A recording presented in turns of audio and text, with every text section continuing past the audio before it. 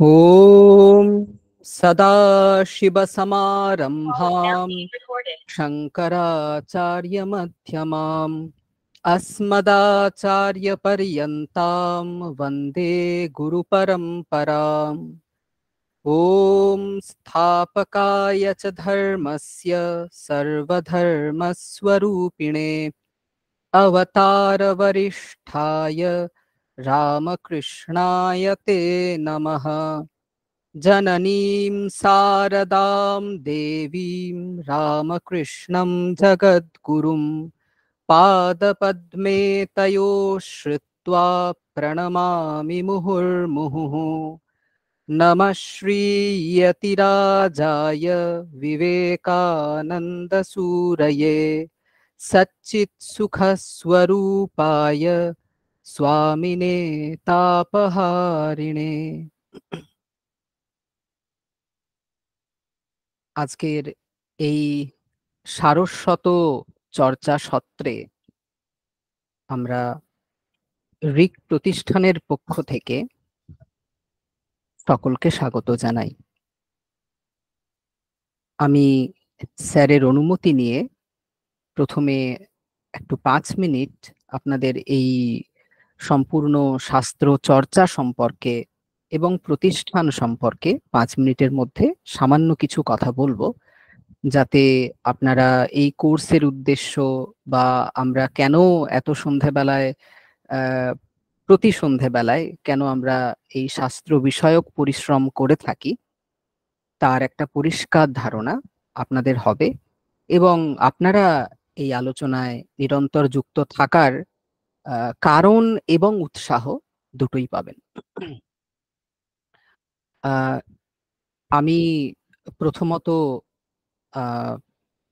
ধন্যবাদ জানাই ডক্টর শঙ্কর মণ্ডল মহাশয়কে, যিনি এর আগেও নব্যোন্যায় ভাষা প্রদীপ গ্রন্থটিকে অপূর্ব দক্ষতার সাথে পাওয়ার পয়েন্ট প্রেজেন্টেশন করে, গ্রাফ করে, ছবি দিয়ে এত সুন্দর করে আমাদের বুঝিয়েছিলেন যে আমরা মোহিত হয়ে গিয়েছিলাম। আমরা সাহিত্য পড়ছি না ন্যায় পড়ছি আমরা বুঝতে পারিনি। তো সেই রেকর্ডিংও আপনারা আমাদের ইউটিউব চ্যানেলে পেয়ে যাবেন। সম্পূর্ণ নব্যোন্যায় ভাষা প্রদীপ প্রথম অক্ষর থেকে একদম শেষ অক্ষর অব্দি পড়ানো আছে, স্যারই পড়িয়েছেন।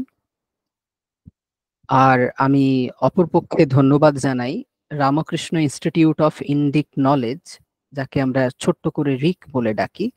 এই রিক প্রতিষ্ঠানে যারা যারা যুক্ত আছেন, যারা সিদ্ধান্ত গ্রহণ করেন, তাদের সকলকে ধন্যবাদ জানাই যে তারা নিরন্তর আমাদের এই রকম শাস্ত্র চর্চার অনুষ্ঠানগুলিকে সাপোর্ট করে থাকেন, অনুমতি দিয়ে থাকেন এবং আমরা যাতে আরো বেশি আয়োজন করতে পারি তার জন্য নিরন্তর উৎসাহ দিতে থাকেন।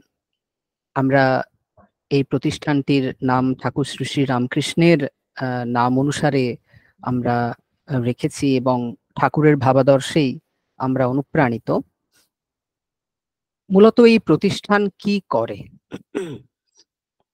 এই প্রতিষ্ঠানের হঠাৎ করে আজকে প্রয়োজন কি? এখন অনলাইন প্রতিষ্ঠানের তো অভাব নেই, প্রচুর সুলভ।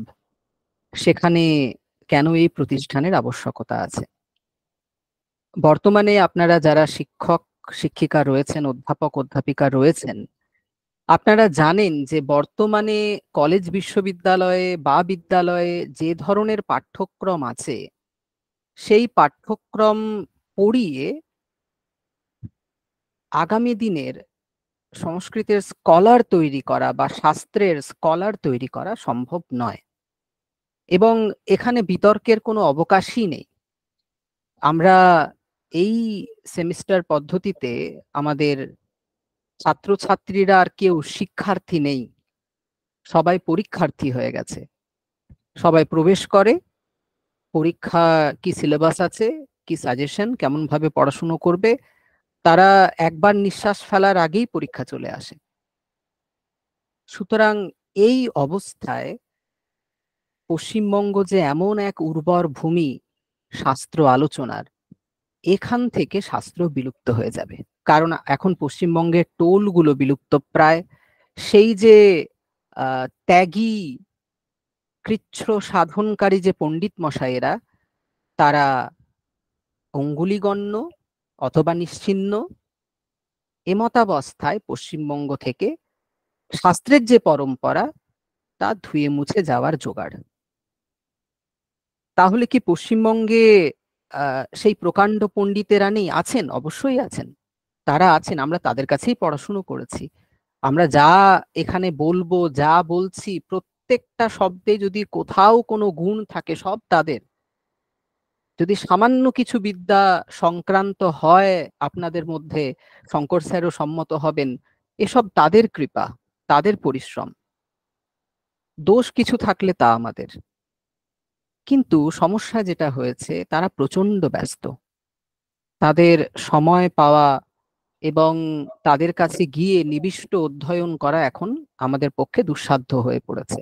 এবং তাদের কাছে উপস্থিত হওয়ার জন্য যে জার্নি করার দরকার, আমরা সবাই কর্মব্যস্ত, সন্ধ্যাবেলায় এসে আমাদের আর সম্ভব হয় না সেরকম একটা জায়গায় গিয়ে পড়াশুনো করার। তাহলে পশ্চিমবঙ্গে এই সংস্কৃত ভাষার যে চর্চা ছিল, যে শাস্ত্র পরম্পরা ছিল, তার কি হবে? এই জায়গাটাতে আমরা এই ঋক প্রতিষ্ঠান থেকে আমরা প্রতিজ্ঞা করেছি, আমরা নিজেদেরকে উৎসর্গীকৃত করেছি, নিবেদিত করেছি যে আমরা আগামী 5 থেকে 10 বছরের মধ্যে এই পশ্চিমবঙ্গে এই শাস্ত্র পাঠ এবং আলোচনার ধারাকে আমরা পুনরুজ্জীবিত করব। এবং এটা যে আমরা একটা হাওয়ায় দাবি করছি বা এমনি একটা বলার জন্য বলছি তা নয়, আমাদের সুস্পষ্ট কর্মপন্থা আছে এবং সেই হিসেবেই আমরা এগুচ্ছি। আমরা পশ্চিমবঙ্গে এই শাস্ত্র পাঠ এবং শাস্ত্র আলোচনার পরম্পরাকে পুনরুজ্জীবিত করার জন্য প্রথমে সংস্কৃতের যারা ছাত্রছাত্রী আছে তাদেরকে সংস্কৃত ভাষায় দক্ষ করার জন্য আমরা পরিশ্রম করছি প্রায় 2 বছর ধরে। এবং এই 2 বছরে আমরা প্রায় 700 জন ছাত্রছাত্রীকে সংস্কৃত ভাষা শিখিয়েছি অনুবাদ পদ্ধতিতে এবং সম্ভাষণ পদ্ধতিতে।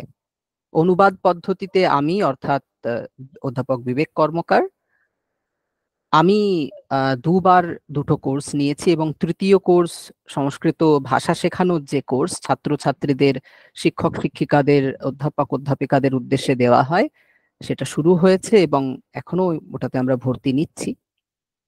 তো এখানে আমরা প্রায় 700 জন ছাত্রছাত্রীকে, আমরা এখানে প্রায় 400 জন ছাত্রছাত্রীকে আমরা শেখাতে পেরেছি। আর সম্ভাষণ সংস্কৃত যে আমাদের কোর্স থাকে সেখানে মাননীয় শিক্ষক মশাই প্রলয় মান্না স্যার, উনি কানপুর আইআইটির শিক্ষক, উনি আমাদের এই সম্ভাষণ সংস্কৃতের কোর্সগুলি নেন এবং ছাত্রছাত্রীদের অভূতপূর্ব সাড়া আমরা এখানে পেয়েছি। এবং এখানে শুধুমাত্র পড়ানো হয় তা না, আমরা তাদের হাতে যাতে প্রত্যেকটা ক্লাসের এগেনস্টে স্টাডি মেটেরিয়াল দেওয়া, ক্লাস রেকর্ডিং দেওয়া, অ্যাসাইনমেন্ট করানো প্রতিনিয়ত, আমরা প্রচুর পরিশ্রম করেছি গত 2 বছরে। এবং তারা বর্তমানে যখন স্কুল, কলেজ, বিশ্ববিদ্যালয়ে গিয়ে শেখাচ্ছেন, তখন কিন্তু আমরা বুঝতে পারছি যে একটা সঠিক শিক্ষণ পদ্ধতিতে শেখানো হচ্ছে এবং তাদের হাতে মেটেরিয়ালস আছে, তারা ভুল শেখাবেন না, কোথাও যদি মার্গদর্শনের প্রয়োজন হয় তাদের কাছে সমস্ত মেটেরিয়ালস থাকছে।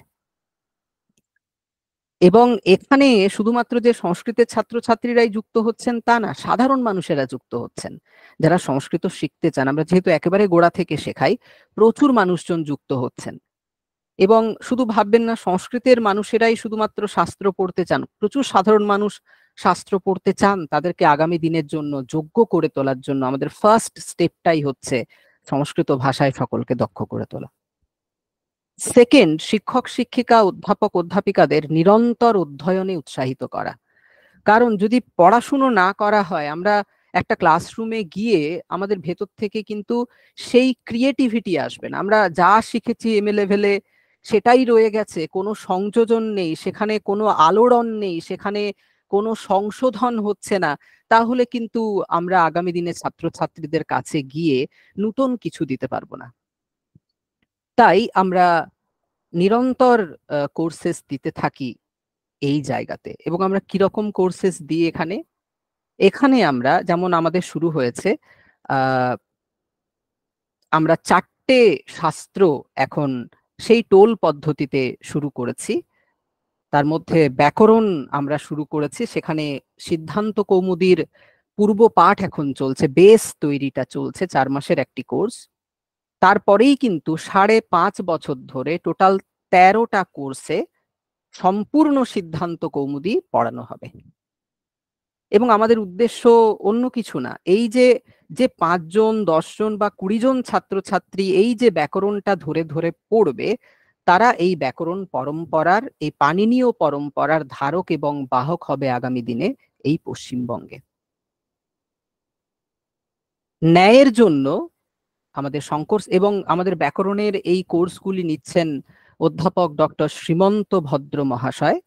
উনি রাজা নরেন্দ্রলাল খান মহিলা মহাবিদ্যালয়ের অধ্যাপক। এবং আমরা ন্যায় দর্শন নব্যোন্যায় ভাষা প্রদীপ দিয়ে শুরু করেছিলাম, কারণ ন্যায়ের ভাষা সবার খুব কঠিন লাগে। তো এই ভাষাতে কি আছে যে নব্যোন্যায়ের ভাষা এত কঠিন, এটা পড়তে গেলে আমাদের জানতে হয় নব্যোন্যায় ভাষা প্রদীপ মহেশচন্দ্র ন্যায়রত্নের, এবং অপূর্ব দক্ষতার সাথে এই গ্রন্থটি আমাদের পড়িয়েছিলেন ডক্টর শঙ্কর মণ্ডল মহাশয়। উনি ভাবি অধ্যাপক, ওনার শুধুমাত্র অ্যাপয়েন্টমেন্ট লেটারটুকু আসতে বাকি আছে, কারণ ওনার নাম এনলিস্টেড সিএসসি তে। আমরা ওনাকে পেয়েছি, আমাদের পরম সৌভাগ্য। এবং এই শঙ্কর স্যারের সাথেই, এবং এরা যাদের নাম শুনছেন এরা সকলেই পারম্পরিক পণ্ডিত, পরম্পরায় পড়াশুনো করেছেন। একেবারে প্রথম থেকে উচ্চতর গ্রন্থ অবধি যে পর পর পড়াশুনো করতে হয়, সম্পূর্ণ গ্রন্থের অধ্যয়ন এনারা করেছেন। এরপরে আমরা এই শাব্দবোধের যে ক্লাসটি দিলাম, এটা আমাদের নব্যোন্যায় ভাষা প্রদীপ ক্লাসের যে ছাত্রছাত্রীরা ছিলেন, শিক্ষার্থীরা ছিলেন, তাদের আবেদন ছিল যে এর সাথে এই কোর্সটা যেন সাথে থাকে, তার জন্য আমরা এটা দিয়েছি। এবং এরপরে আমাদের কিন্তু ন্যায় শাস্ত্রের যে পারম্পরিক অধ্যয়ন সেটা শুরু হচ্ছে, তর্ক সংগ্রহ দিয়ে শুরু হবে, দীপিকা টিকা সহ। তারপরে ভাষা পরিচ্ছেদ, ন্যায় সিদ্ধান্ত মুক্তাবলী সহ। তারপরে এইভাবে যে ব্যাপ্তি পঞ্চক, তারপরে পরপর যে ধরনের ক্রম আছে ন্যায়শাস্ত্রের পারম্পরিক অধ্যয়নে, সেই হিসেবে পরপর পড়া হবে। এবং সময় আমরা বলতে পারবো না, সেটা 5 বছর লাগতে পারে, 7 বছর লাগতে পারে, 10 বছরও লাগতে পারে। আমরা থামবো না যতক্ষণ না পর্যন্ত আমরা আমাদের উদ্দেশ্যে সফল হচ্ছি। এবং আমরা অপেক্ষা করি না যে আমাদের ক্লাসে 200-500 জন স্টুডেন্ট থাকবে। আমাদের দরকার ওই 15 জন ছাত্রছাত্রী, যারা একনিষ্ঠভাবে নিবিষ্টভাবে অধ্যয়ন করবে, তাতেই আমরা খুব সন্তুষ্ট থাকব। বেদান্তের কোর্সেস আমাদের শুরু হবে জানুয়ারি থেকে, এটা আমি নেব। সেখানে আমরা একেবারে বেদান্ত 7 থেকে শুরু করে বেদান্ত পরিভাষা, প্রস্থানত্রয়, পঞ্চদশী থেকে শুরু করে একেবারে অদ্বৈত সিদ্ধি তত্ত্বপ্রদীপিকা, খণ্ডনখণ্ড খাদ্য অবধি আমরা পড়ব। এটারও সময় অনেক লাগতে পারে, 7 বছরও হতে পারে, 10 বছরও হতে পারে, কিন্তু পুরো পরম্পরায় পড়ানো হবে প্রথম থেকে শেষ অবধি। একই রকম ভাবে আমরা যে পুঁথিবিদ্যা, অভিলেখ শাস্ত্র এখানেও শুরু করেছি। ব্রাহ্মী লিপির মৌর্য ব্রাহ্মীর কোর্স আমাদের হয়েছে, এবং এরপরে ধীরে ধীরে সিদ্ধ কুষাণ ব্রাহ্মী, গুপ্ত ব্রাহ্মী, সিদ্ধ মাতৃকা, এইভাবে আলোচনা চলতে থাকবে। এটাও সময় সাপেক্ষ। এখানে আমাদের সহায়তা করছেন অধ্যাপক, আমাদের প্রশিক্ষক আছেন অধ্যাপক ডক্টর সোমনাথ সরকার স্যার। উনি কাঁচরাপাড়া কলেজের অ্যাসোসিয়েট প্রফেসর। আমরা এই 4টে শাস্ত্র নিয়ে এখন আপাতত শুরু করেছি, এবং আমরা প্রচুর ভালো সাড়া পেয়েছি আপনাদের কাছ থেকে। আমরা ভেবেছিলাম পশ্চিমবঙ্গে শাস্ত্র পড়ার মতো মানুষ নেই, আপনারা আমাদের সমস্ত ধারণা ভ্রান্ত বলে প্রমাণিত করেছেন। আমাদের প্রত্যেকটা কোর্সে শতাধিক মানুষ যুক্ত থাকেন এবং এত নিষ্ঠার সাথে শাস্ত্র পড়েন। আমাদের সমস্যাটা কি ছিল? শেখাবার লোক ছিল, যারা শেখাতে চাইছেন ভালোবেসে, আবার শিখতে চাইছেন এরকম মানুষজনেরা রয়েছেন, কিন্তু এদের সংযোগ করার মতো জায়গা ছিল না। এটা আমরা করতে পেরেছি এই ঋক প্রতিষ্ঠানে। এবং দেখুন, সংস্কৃতের হয়ে কথা বলার জন্য শুধুমাত্র সংস্কৃতের শিক্ষক শিক্ষিকারা, ছাত্রছাত্রীরা থাকলেই হবে না, সাধারণ মানুষকে দরকার, পৃষ্ঠপোষকদের দরকার। এর জন্য সাধারণ মানুষকে সংস্কৃতমুখী করার জন্য এই ঋক প্রতিষ্ঠান থেকে ভগবদ গীতার কোর্স, বেদের কোর্স, বেদ পাঠের কোর্স, স্তোত্র পাঠের কোর্স, শ্রী শ্রী চণ্ডী পাঠের কোর্স, এরকম কোর্সেস দেওয়া হয়।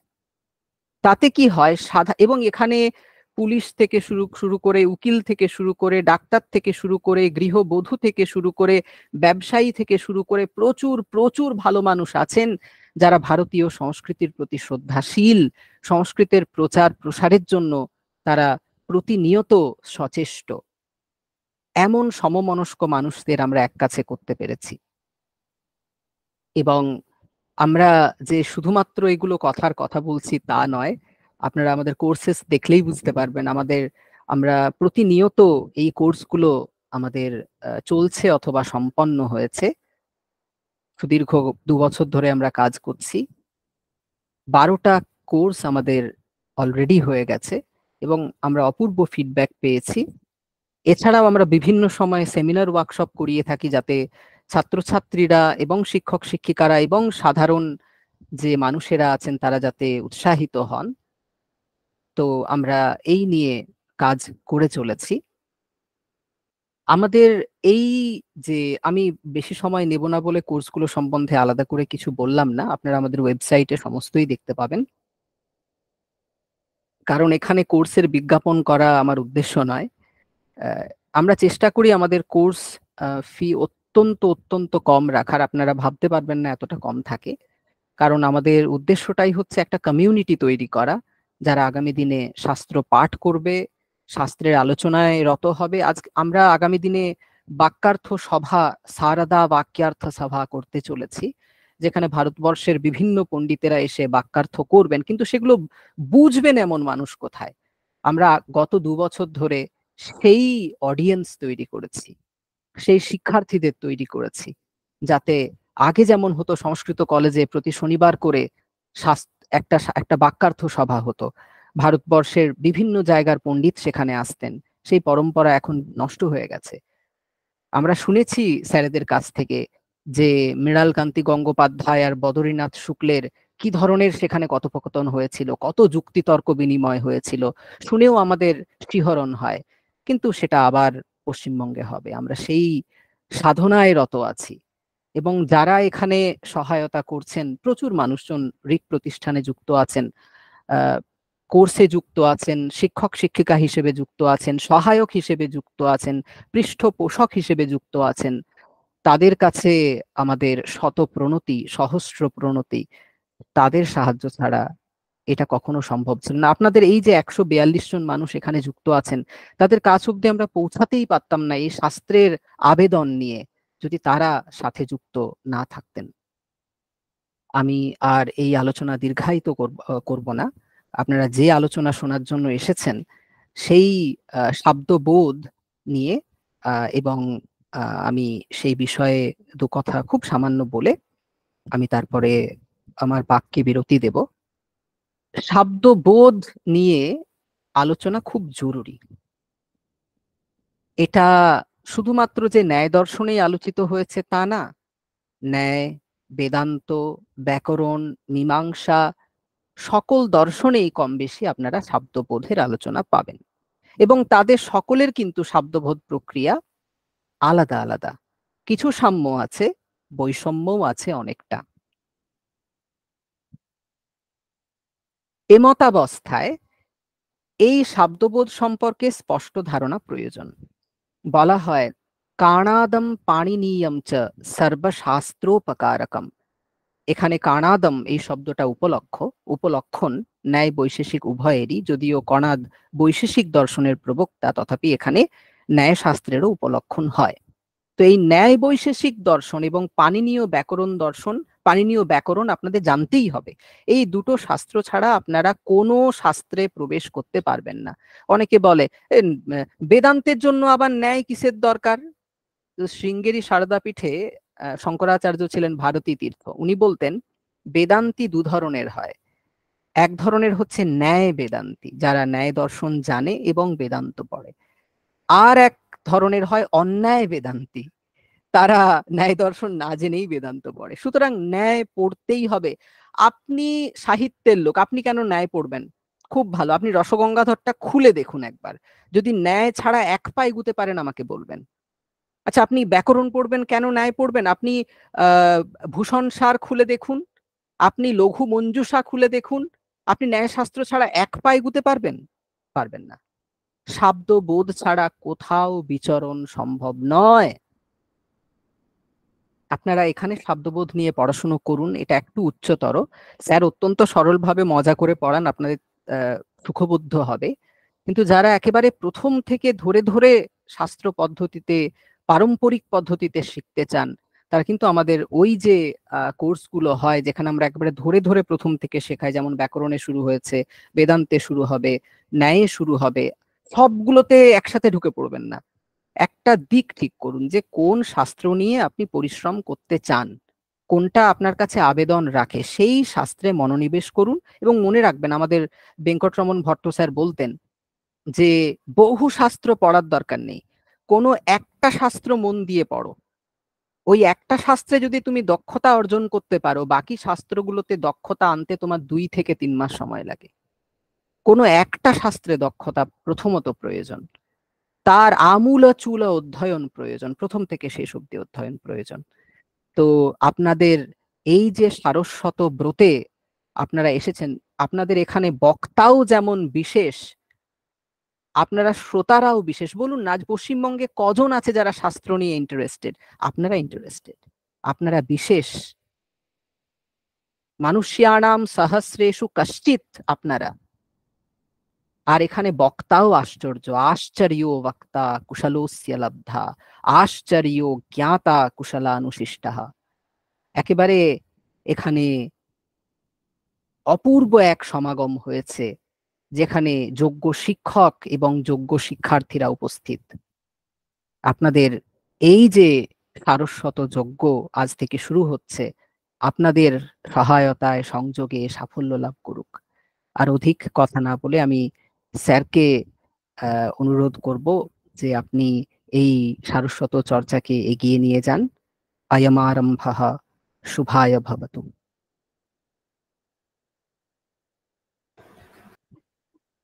ओम सदाशिवसमारम्भां शंकराचार्यमध्यमाम् अस्मदाचार्यपर्यन्तां वन्दे गुरुपरम्पराम्। স্যারকে অসংখ্য ধন্যবাদ এবং কৃতজ্ঞতা আমাকে আবারও এই রিক প্রতিষ্ঠানে পড়ানোর সুযোগ দেওয়ার জন্য। আচ্ছা, আমার কথা কি শুনতে পাওয়া যাচ্ছে?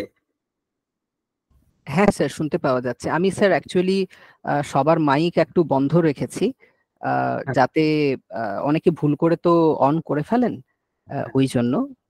আমি স্যার এখন ওপেন করে দিচ্ছি, সকলে আপনার সাথে কথা বলতে পারবেন এরপরে। আর আমি সকলকে রিকোয়েস্ট করব যে আপনারা মাইক্রোফোন একটু অফ রাখবেন, স্যার যখন বলবেন একমাত্র তখনই মাইক্রোফোন অন করবেন। ঠিক আছে, আমরা ডিরেক্টলি বিষয়ে প্রবেশ করি। আর তার আগে বলে দিই, আমি মাঝে মাঝে মাঝে প্রশ্ন করবো, কারণ নাম ধরে, তো আপনারা তখন মাইক অন করে উত্তর দেবেন জানা থাকলে, না হলে না বলবেন। কিন্তু আমাদের পড়াটা যেন বোথ ওয়ে হয়, মানে শুধু আমি বলে যাবো আপনারা শুনলেন, প্যাসিভ লার্নার না হয়ে বোথ ওয়ে হলে আপনাদের যখন যা প্রশ্ন আসে আপনারা বলতে পারেন। আমরা এই শব্দবোধ প্রক্রিয়া, এই যে বিষয়টা, এটা মোটামুটি 5টা ক্লাসে ভাগ করেছি। এখন 5টা ক্লাসের প্রথম 2টো ক্লাস আমরা শব্দবোধ প্রক্রিয়া, অবশ্যই ন্যায় দর্শন অনুসারে আমরা পড়বো, কিন্তু বাকি যারা আছে আমাদের ব্যাকরণ, তারপর মীমাংসা, এদের মতগুলো আমরা অল্প অল্প বলে দেবো, কিন্তু আমরা আমাদের পড়াটা হবে ন্যায় দর্শন অনুসারে। এটা করতে গিয়ে আমরা 5টা ক্লাসে ভাগ করেছি, আপনারা দেখেছেন সিলেবাসটা। প্রথম 2টো দিনে আমরা প্রি রিকুইজিট যে ধারণা, শব্দবোধ করার জন্য আমাদের যে ধারণাগুলো অত্যাবশ্যক, সেই ধারণাগুলো আমরা প্রথম 2 দিনে পড়বো। তারপরের 3 দিনে আমরা এই কারকের অর্থ এবং আখ্যাতের অর্থ এবং তাদের অন্বয়, এইগুলো আমরা করবো, সেগুলো তার নিয়মগুলো পড়বো এবং অভ্যাসও করবো। তো প্রথম 2 দিন আমরা একটু ওই প্রি রিকুইজিট ধারণাগুলো পড়ে নিই, ঠিক আছে? আমি জানি না এটা 5 দিনে 5টা ক্লাসে করতে পারবো কিনা, আশা করি চেষ্টা করবো আমরা করার। আর আরেকটা কথা, ন্যায় দর্শন অনুসারে অ্যাকচুয়ালি মানে শব্দবোধ ইন ডেপথ আলোচনা করতে গেলে ব্যুৎপত্তিবাদের 2টি খণ্ড পুরোপুরি পড়তে হবে, সেটা এই সময় সম্ভব নয়। তাই এখন আমরা সাধারণ আইডিয়া গুলোই বলবো। এটা রপ্ত হয়ে যাওয়ার পর পরে যখন স্যার বললেন ন্যায় দর্শন তো পড়া হবে, তো তখন সেই সময় সুযোগ হলে তখন ব্যুৎপত্তিবাদ দুটো খণ্ড ধরে পড়া যেতে পারে, তখন শাব্দবোধ ন্যায় দর্শন অনুসারে আরো ভালো পড়া হবে। যা, তো আমরা শুরু করি। তো প্রথমে আমাদের যে বিষয়টা ছিল সেটা হচ্ছে কোন নাম শাব্দবোধ। শাব্দবোধ কি? আচ্ছা,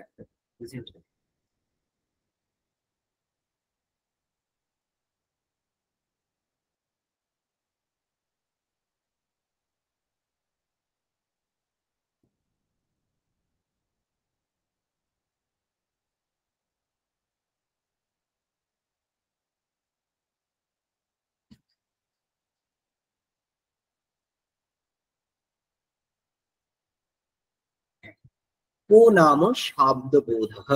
শাব্দবোধ কি, প্রথম এই প্রশ্ন। এখন কোনো একটা জিনিস কি সেটা বুঝতে গেলে আমরা প্রথমে তার নামটার দিকে ফলো করব। নামটা কি, শব্দটা কি? শাব্দবোধ। শাব্দবোধ এর যদি সমাস আমরা ভাঙি কি পাবো? শাব্দশ্চাসৌ বোধশ্চেতি। শাব্দশ্চাসৌ বোধশ্চেতি। শাব্দ চাসৌ বোধশ্চেতি। কেউ বলতে পারবেন এটা কি সমাস? এই সমাসটার নাম কি? কর্মধারয় সমাস। কর্মধারয় সমাস, ঠিক, কর্মধারয় সমাস। শব্দ অভিন্ন যে বোধ, শাব্দ যে বোধ, তাকে আমরা শাব্দবোধ বলি। এখানে দুটো শব্দ আছে, একটা শাব্দ আর একটা বোধ। এখন শাব্দ মানে কি তাহলে? শাব্দ মানে কি? শাব্দ ইজ ইকুয়াল টু, এখানে আছে শব্দাত জায়মান। হ্যাঁ, শব্দাত জায়মান, শব্দ থেকে যেটা জাত হয়। অন শব্দ শব্দের উত্তর অন প্রত্যয় করলে আমরা শাব্দ এই শব্দটা পাই। শব্দ থেকে যেটা জাত হয় সেটা হলো শাব্দ। শাব্দশ্চাসৌ বোধশ্চেতি শাব্দ বোধ। এই আমরা শাব্দবোধ শব্দের ব্যুৎপত্তিগত অর্থ পেলাম। এখানে প্রশ্ন আসতে পারে, শব্দ মানে কি বললাম? শব্দ থেকে যেটা জাত। শব্দ মানে কি? শব্দ ন্যায় বৈশেষিক সম্মত যে 7 ধরনের পদার্থ আছে, তাতে কোন প্রকার পদার্থের মধ্যে শব্দ ইনক্লুডেড? কেউ বলতে পারবেন কি? গুণ পদার্থের মধ্যে। গুণ পদার্থ, যে 24 প্রকার গুণ ন্যায় বৈশেষিক দর্শনে স্বীকার করা হয়, তার মধ্যে ইনক্লুডেড হলো শব্দ। সেই গুণটা কোন ইন্দ্রিয়ের দ্বারা গ্রাহ্য? আমাদের শ্রোত্রেন্দ্রিয়ের দ্বারা। সেই জন্য শব্দের লক্ষণ করা হয়েছে শ্রোত্রগ্রাহ্য গুণ শব্দ। শ্রোত্রের দ্বারা গ্রাহ্য যে গুণ, তাকে আমরা শব্দ বলি। শ্রোত্রের দ্বারা গ্রাহ্য যে গুণ, তাকে আমরা শব্দ বলি। এই শব্দের থেকে যে জ্ঞান উৎপন্ন হয় সেটা শব্দবোধ। এটা জেনারেল অর্থ। আমরা মানে শব্দবোধ শব্দের অর্থটাকে ভাঙলে এইভাবে পাচ্ছি, কিন্তু এক্স্যাক্টলি কি তাই? তা কিন্তু নয়। আমরা যদি ভাঙি, শব্দ যে বললাম, শব্দ, এই শব্দ আবার দুই প্রকার। কি কি? বর্ণাত্মক আর ধ্বন্যাত্মক। ধ্বন্যাত্মক আর বর্ণাত্মক। এটা হচ্ছে প্রকৃতির দিক থেকে। প্রকৃতির দিক থেকে শব্দকে এই দুই ভাগে ভাগ করা যায়। শব্দকে কিন্তু উৎপত্তির দিক থেকে আরো 3 ভাগে ভাগ করা যায়। উৎপত্তির দিক থেকে সংযোগজঃ, বিভাগজঃ আর শব্দজ। আপনারা জানেন, তর্ক সংগ্রহ তো মোটামুটি আমাদের ধারণা আছে, সেখানে আছে সংযোগজঃ, বিভাগজঃ এবং শব্দজ। এই 3 ধরনের শব্দ। তাহলে শব্দকে আমরা উৎপত্তির দিক থেকে ভাঙলে এই 3 ভাগে ভাগ করতে পারি, আর স্বরূপ বা প্রকৃতির দিক থেকে ভাগ করলে এই রকম 2 ভাগে ভাগ করতে পারি, ধ্বন্যাত্মক আর বর্ণাত্মক। এই হলো শব্দ। বোধ মানে কি? বোধ মানে জ্ঞান। আমরা জানি বোধ, জ্ঞান, বুদ্ধি এগুলো সব একই পর্যায়বাচী শব্দ। বুদ্ধির লক্ষণ তো আমরা পড়েছি। কেউ বলতে পারবেন তর্ক সংগ্রহে বুদ্ধির লক্ষণ কি আছে? সর্বব্যবহার হেতুর গুণ বুদ্ধির জ্ঞান। সর্বব্যবহার হেতুর গুণ বুদ্ধি জ্ঞান, এই হলো বোধ। তাহলে এইবার আমরা এখান থেকে পুরো অর্থটা করি। আমরা আমাদের শব্দ সম্বন্ধে দেখুন, শব্দবোধ এই পুরো যে ঘটিত, তাকে তার ঘটক হলো দুটো, একটা শব্দ, একটা বোধ। শব্দ এই পদটাতে আবার দুটো ঘটক রয়েছে, একটা শব্দ, একটা অণ প্রত্যয়। আমরা জানি ঘটিত বুদ্ধ ঘটক জ্ঞানম কারণম, তাই ঘটকের জ্ঞানগুলো আমরা করে নিলাম। ঘটক মানে শব্দ, অণ প্রত্যয়ের অর্থ জায়মান, বোধ, বোধের অর্থ জ্ঞান। সেগুলো কি আমরা বুঝলাম। এখানে আমরা হলো শব্দ থেকে যে জ্ঞানটা আমাদের হয় তাকে আমরা শব্দবোধ বলি। শব্দ থেকে যে জ্ঞানটা আমাদের হয় তাকে আমরা শব্দবোধ বলি। কিন্তু যে কোনো ধরনের শব্দ থেকে যে কোনো ধরনের জ্ঞান হলেই কি তাকে আমরা শব্দবোধ বলবো? এখন আমার সামনে কোথাও একটা বাজি কোনো একটা পড়লো, তার একটা শব্দ হলো, সেই শব্দ থেকে আমার একটা জ্ঞান হয় বা সেই শব্দের একটা প্রত্যক্ষ হয়। তো এটা কি, এই শব্দ থেকে কিছু না কিছু জ্ঞান তো আমার হলো, এটাকে কি আমরা শব্দবোধ বলবো? না, এটা শব্দবোধ নয়। তাহলে শব্দবোধ অ্যাকচুয়ালি কি? শব্দবোধ মানে শব্দ থেকে জায়মান যে জ্ঞান, কিন্তু কি ধরনের শব্দ থেকে জায়মান জ্ঞান তার অর্থ করা হচ্ছে এখানে। শব্দবোধ এটা একটা পারিভাষিক শব্দ। সেই পারিভাষিক শব্দটার মধ্যে শব্দ বলতে যেটা, সেটা কি না বাক্য। শব্দ বলতে বাক্য, সেই শব্দ নামও বাক্য। কিরকম বাক্য? যে কোনো বাক্যকেই আমরা ওখানে শব্দ বলে বলি না। কিরকম বাক্য? আপ্ত বাক্য। আপ্ত বাক্যম শব্দ, এটা শব্দের লক্ষণও রয়েছে। আপ্ত বাক্যম শব্দ। আপ্ত মানে কি? আপ্ত মানে আমরা অ্যাকচুয়ালি এই আপ্ত বাক্যম শব্দ এটাকে দুভাগে ভাগ করতে পারি। আপ্তম চতদ বাক্যম, আপ্ত বাক্যম এরকম হতে কর্মধারয় সমাস করতে পারি, আর আপ্তস্য বাক্যম আপ্ত বাক্যম এরকম ষষ্ঠী তৎপুরুষ সমাসও করতে পারি। যদি আমরা ষষ্ঠী তৎপুরুষ সমাস করি তাহলে কি হবে? আপ্ত পুরুষ যে বাক্য বলেন তাকে আপ্ত বাক্য বলা হয়। আপ্ত পুরুষ মানে কি? যিনি যথার্থ বক্তা। যিনি যথার্থ বক্তা। আরো লক্ষণ আছে বা এরকম বলা হয়, প্রসিদ্ধ লক্ষণ আছে যে 4 প্রকার দোষ রহিত যে পুরুষ তাকে আপ্ত পুরুষ বলা হয়। সেই 4 প্রকার দোষ কি কি? ভ্রম, প্রমাদ, বিপ্রলিপ্সা আর করণাপাঠ। ঠিক, ভ্রম, প্রমাদ, বিপ্রলিপ্সা আর করণাপাঠ, এই 4 প্রকার দোষ রহিত যে পুরুষ তিনি আপ্ত পুরুষ। তার যে বাক্য সেই বাক্যকে আমরা শব্দ বলবো, অথবা আপ্তম মানে যথার্থম, যথার্থ যে বাক্য তাকে আমরা শব্দ। বাক্য মানে কি? বাক্য মানে যোগ্যতা, আকাঙ্ক্ষা, আসক্তি বিশিষ্ট পদসমূহ। বাক্য মানে পদসমূহ। কেমন পদসমূহ?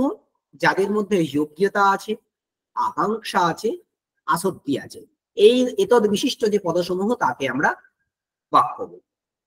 আপ্ত উপদেশের শব্দ হয় এরকম আছে, ন্যায় সূত্রে আছে, এটা ন্যায় সূত্র একটা আপ্ত উপদেশের শব্দ, এটা ন্যায় সূত্র। আর আপ্ত বাক্যম শব্দ এটা আছে তর্ক সংগ্রহ। ঠিক আছে, তাহলে শব্দ বলতে কি পেলাম আমরা? এতক্ষণ শব্দ বলতে অনেক কথা বলছিলাম, বর্ণাত্মক, ধ্বন্যাত্মক, তারপর সংযোগজ, বিভাগজ ইত্যাদি। কিন্তু এই প্রসঙ্গে, শব্দবোধের প্রসঙ্গে, শব্দ বলতে আমরা কি বুঝবো? এবারে বাক্যকে বুঝবো, যথার্থ বাক্যকে বুঝবো। ঠিক আছে, আচ্ছা, তার থেকে যথার্থ বাক্য থেকে যে কোনো ধরনের জ্ঞানকে কি আমরা শব্দবোধ বলবো? মানে আমাকে একটা বাক্য বলা হলো, সেই বাক্য থেকে অনেক ধরনের জ্ঞান হয়, তো যে কোনো ধরনের বোধকে কি আমরা শব্দবোধ বলে বলবো? না, আমরা তা বলবো। তাহলে শব্দবোধ কাকে বলবো? আমাকে একটা বাক্য দেওয়া হয়েছে বা বাক্য বলা হয়েছে, সেই বাক্যের মধ্যে কিছু পদ আছে, সেই পদগুলোর দ্বারা কিছু পদার্থ উপস্থিত হয়। উপস্থিত হয় মানে আমরা স্মরণ করি কিছু ওই পদ থেকে কিছু পদার্থের স্মরণ হয়। যে পদার্থগুলো স্মরণ হলো না, সেই পদার্থগুলো, সেই যে পদার্থগুলোর কি হলো? জ্ঞান হলো। সেইটাও কিন্তু শব্দবোধ নয়। ধরুন চৈত্রহ পচতি, আমার কাছে বলা হলো চৈত্রহ পচতি, এটা একটা বাক্য। আচ্ছা বলুন তো এই বাক্যে কটা পদ রয়েছে? এই বাক্যে কতগুলো পদ রয়েছে? এই বাক্যে কতগুলো পদ? 4টি পদ আছে। 4টে, ব্যাকরণের মধ্যে দুটো, এর মধ্যে 4টে। চৈত্র প্লাস সু, পচ প্লাস তি, এই 4টি পদ রয়েছে। এইটা একটা বাক্য হলো। এই বাক্যটা কি শোনার পরে আমাদের কি হয়? প্রত্যেকটা পদের জ্ঞান থেকে আমাদের কি পদার্থের স্মরণ হয়। চৈত্র থেকে চৈত্র পদার্থের স্মরণ হবে, সু থেকে একত্বের স্মরণ হয়। কেন এদের স্মরণ হয় সেগুলো আমরা আস্তে আস্তে আসবো। আমরা জাস্ট জেনারেলি ধারণাটা বলছি। একত্বের স্মরণ হয়, পচ থেকে পাক, তি থেকে কৃতি, এগুলোকে বলে পদার্থ স্মরণ বা পদ। এই পদার্থগুলোর স্মরণ করায়, এটাও কিন্তু শব্দবোধ নয়। দেখুন এই শব্দ থেকে, এই বাক্য থেকে কিন্তু এই বোধটা হলো, কিন্তু এইটা শব্দবোধ নয়। শব্দবোধ কোনটা? না, এই যে প্রত্যেকটা পদার্থের প্রত্যেকটার সাথে একটা সম্বন্ধ আছে, এই একত্বের সাথে চরিত্রের একটা সম্বন্ধ আছে। পাকের সাথে কৃতির একটা সম্বন্ধ আছে, কৃতির সাথে চৈত্রের একটা সম্বন্ধ আছে।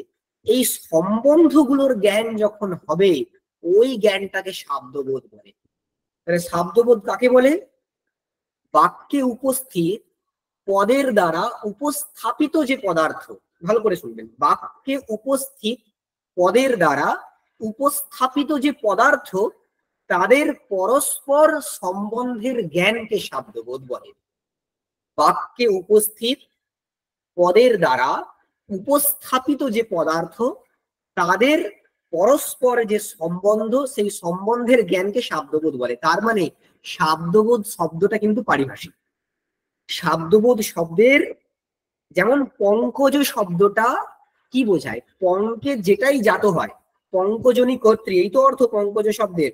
তার মানে পাকে যেটাই জাত হয় সেটাই পঙ্কজ, এইটা তার সাধারণ অর্থ। কিন্তু তার পারিভাষিক অর্থটা কি? পদ্ম। তেমনি শাব্দবোধ শব্দটা আমরা যদি ব্যুৎপত্তিগত অর্থ পাই তাহলে শব্দ থেকে যে জ্ঞান জাত হয় সেটাই শাব্দবোধ। এখন শব্দ থেকে কিন্তু অনেক রকমের জ্ঞান জাত হয়। এই যে চৈত্র পদ থেকে চৈত্র পদার্থের জ্ঞান জন্মেছে, এটাও তো শব্দ থেকেই জাত হয়েছে। এটাকেও আমরা শাব্দবোধ বলি না। এখানে শাব্দবোধ শব্দের পারিভাষিক অর্থ গ্রহণ করতে হবে। শাব্দবোধ মানে কি? সম্বন্ধের জ্ঞান। কাদের সম্বন্ধ? দুটো পদার্থের। কোন দুটো পদার্থ? না, বাক্যে উপস্থিত পদের দ্বারা উপস্থাপিত হয়েছে যে পদার্থ তাদের। সবার ক্লিয়ার হয়েছে কি শাব্দবোধ কাকে বলে? হ্যাঁ যেমন স্যার। কেউ কিছু বললেন? হ্যাঁ স্যার, ক্লিয়ার হয়েছে স্যার। ঠিক আছে। তো শাব্দবোধের সেই জন্য আমরা একটা আমাদের মতো করে সংজ্ঞা তৈরি করার চেষ্টা করেছি যে আকাঙ্ক্ষাদি বিশিষ্ট পদসমূহ। আকাঙ্ক্ষাদি বিশিষ্ট পদসমূহ মানে কি? বাক্য। আকাঙ্ক্ষাদি বিশিষ্ট পদসমূহ মানে বাক্য।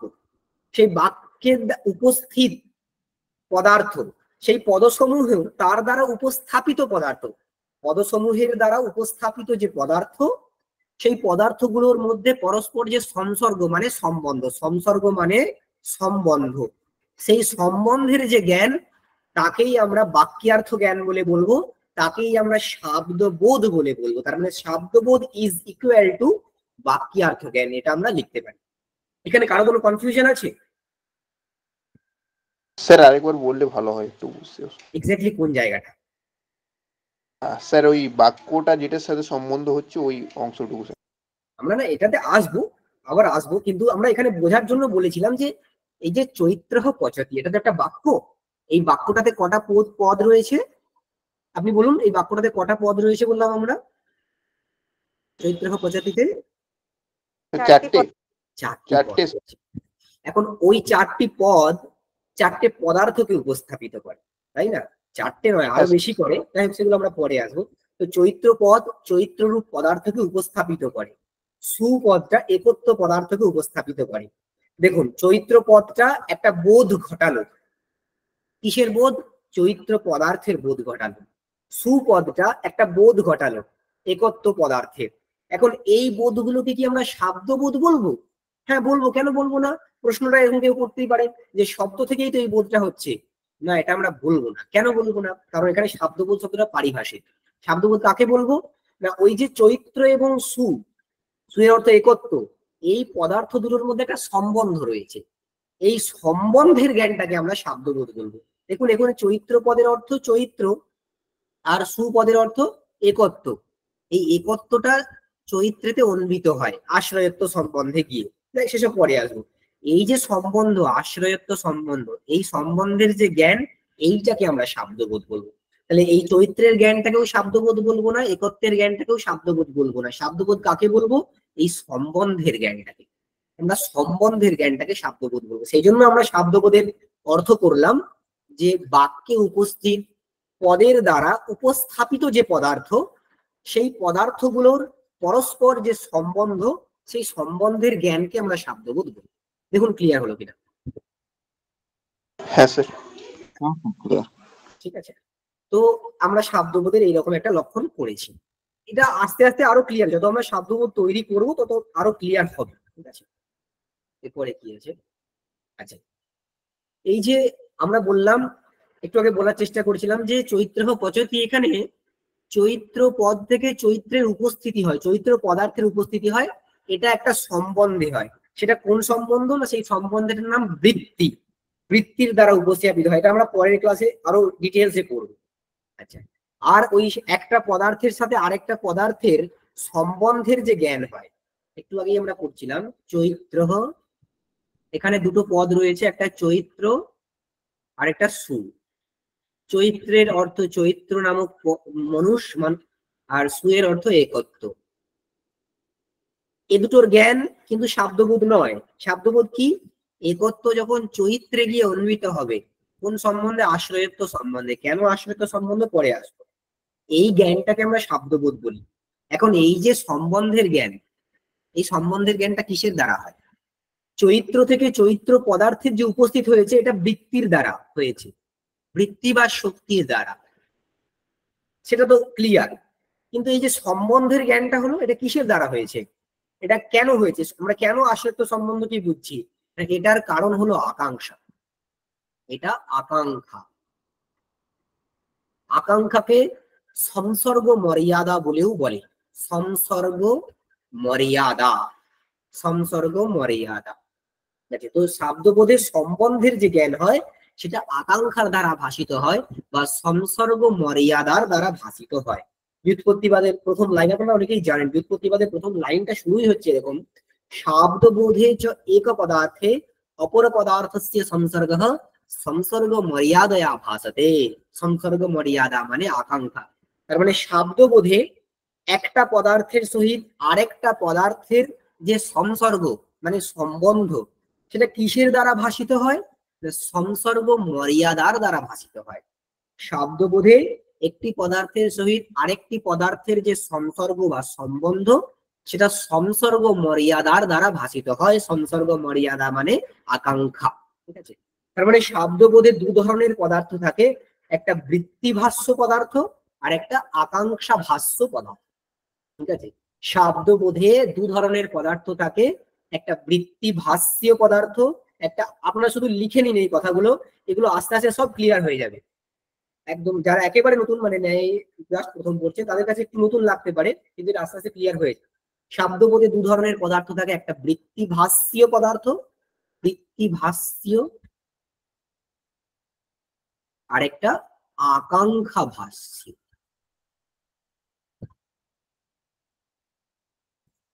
বৃত্তিভাস, এটা মূর্ধন্য নয় কিন্তু, ডোন্ট বি সরি। বৃত্তিভাষ্য মানে বৃত্তির দ্বারা যার জ্ঞান হয়, আর একটা আকাঙ্ক্ষার দ্বারা যার জ্ঞান হয়, এটা যে আকাঙ্ক্ষা ভাষ্য। এই দু ধরনের পদার্থ শাব্দবোধে থাকে। ব্যাস, এই আমাদের শাব্দবোধ সম্বন্ধে ন্যূনতম যে ধারণাটা প্রয়োজন সেটা আমরা এখানেই বললাম। আচ্ছা, এরপরে কি আছে? শাব্দবোধস্য প্রমাত্বম। এই জায়গাটা আমাদের ইম্পর্টেন্ট। আমরা শাব্দবোধের আলোচনা কেন করি? প্রথমে কারণ শাব্দবোধ একটা প্রমা। শাব্দবোধ একটা প্রমা। প্রমা মানে কি? কেউ বল, প্রমা মানে কি? ন্যায় দর্শনে প্রমা মানে কি? যথার্থ জ্ঞান, যথার্থ অনুভব। যথার্থ অনুভব। প্রমা মানে যথার্থ। তো ন্যায় দর্শনে যথার্থ অনুভব হচ্ছে চার প্রকারের। কি কি? প্রমা চার প্রকারের: প্রত্যক্ষ, অনুমিতি, শব্দ, আর শাব্দ। শাব্দ সব মানে খুব মানে যুক্তিগত ভাবে এদের করণও চার প্রকার হবে, মানে প্রমাণও চার প্রকার হবে। প্রমা যদি চার প্রকার হয়, তাদের প্রমাণও চার প্রকার হবে। তো প্রমাণ চারটি তাহলে কি কি হবে? প্রত্যক্ষ, অনুমান, উপমান, শব্দ। উপমান আর শব্দ। ব্যাস, এই চার প্রকারের হলো প্রমাণ। এখন শাব্দবোধ প্রমার মধ্যে ইনক্লুডেড, তাই আমাদের শাব্দবোধের আলোচনা এখানে করতে হচ্ছে, যেহেতু জ্ঞানটার দ্বারা আমাদের যথার্থ জ্ঞান হয়। তা নাম প্রমা। আমরা বলেছি প্রমা মানে যথার্থ অনুভব। ন্যায় মতে চার প্রকারের প্রমা। তাহলে প্রমা মানে যথার্থ অনুভব। প্রমাত্বম মানে কি? প্রামাণ্যম। প্রমাত্বম মানে প্রামাণ্যম। এবার আমাদের ইম্পর্টেন্ট আলোচনাটা যে শাব্দবোধ যে প্রমা বা শাব্দবোধের মধ্যে যে প্রমাত্ব আছে, এটা আমরা কি করে বুঝি? যে কোনো প্রমার মধ্যে প্রমাত্ব আছে, এটা আমরা, প্রমাত্ব ইজ ইকুয়াল টু প্রামাণ্য। যে কোনো বোধের মধ্যে বা জ্ঞানের মধ্যে প্রামাণ্য আছে, সেটা আমরা কি করে বুঝি? অন্যান্য দার্শনিকরা নিজেদের মতো কথা বলেন, নৈয়ায়িকরা নিজেদের মতো বলেছেন। নৈয়ায়িকরা বলেছেন যে কোনো প্রমার মধ্যে প্রামাণ্য আছে কিনা সেটা আমরা অনুমানের দ্বারা বুঝি। সেই অনুমানটা কেমন? সফল প্রবৃত্তি লিঙ্গক অনুমান বা বিফল প্রবৃত্তি লিঙ্গক অনুমান। প্রামাণ্য আছে কিনা সেটা সফল প্রবৃত্তি লিঙ্গক অনুমানের দ্বারা আমরা বুঝি। যেমন উদাহরণ ধরুন, আমার খুব জল তৃষ্ণা পেয়েছে, আমি রাস্তা দিয়ে যাচ্ছি, দূরে আমি একটু জল দেখতে পেলাম। কি হলো? আমার দূরে চক্ষুর সাথে জলের সন্নিকর্ষ হলো, সন্নিকর্ষের ফলে আমরা জল প্রত্যক্ষ হলো, জলের জ্ঞান হলো। এইবার যেহেতু আমি জলার্থী, মানে জল আমার প্রয়োজন বা আমার তৃষ্ণা পেয়েছে, তাই আমার প্রবৃত্তি হবে। জল জ্ঞান হওয়ার পর আমার প্রবৃত্তি হবে। আমি জলটার কাছে গেলাম, গিয়ে দেখলাম সেখানে জল আছে, আমি জল পান করলাম। তারপর আমার কি মনে হবে? যে হ্যাঁ, আমার আগে যে জল জ্ঞানটা হয়েছিল সেই জ্ঞানটা প্রমা। কেন? কারণ আমার প্রবৃত্তি সফল হয়েছে, জলের প্রতি আমার যে প্রবৃত্তি সেটা সফল হয়েছে। সেই কারণে আমরা বুঝি যে আমার যে জলজ্ঞান হয়েছিল সেটা প্রমা। এরকম অনুমান করা হয় যে পূর্বোৎপন্নম জলজ্ঞানম প্রমা, এরকম ভাবে আমরা লিখতে পারি। পূর্বোৎপন্নম জলজ্ঞানম প্রমা সফল প্রবৃত্তি জনকত্বাৎ। আমার আগে যে জলজ্ঞানটা হয়েছিল এটা প্রমা, এটা প্রমা। কেন? কারণ এটা সফল প্রবৃত্তির জনক হয়েছে। এই যে অনুমানটা বা এই যে অনুমিতি বাক্যটা আমরা বললাম, এখানে সাধ্য কি? এই অনুমিতিতে সাধ্য কি?